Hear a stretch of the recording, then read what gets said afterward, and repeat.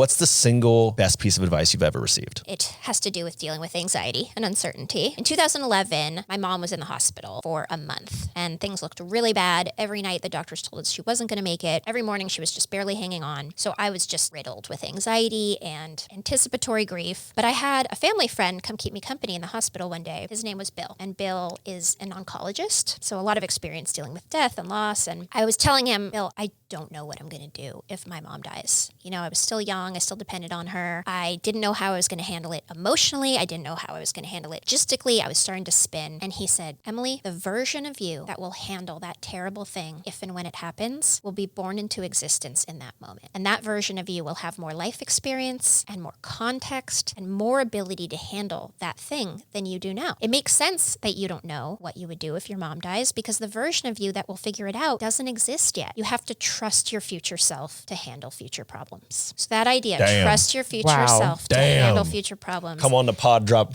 like that. Damn. Oh my gosh. I've thought about it so many times in my life for the big things, but even the little things, like when I think, what am I going to do if I miss the bus? I will literally think, you know what? Future me is a badass. She will figure it out. I'm just going to worry about moving quickly right now. It's been a real game changer. I love giving future me problems. You're rushing out to meet your suffering. My mom ended up making it out of the hospital, and I'm so glad I didn't spend so much time suffering future pain that never even came to be. So there's something about letting yourself off the hook and saying, you know what, future me has my back. She'll figure it out.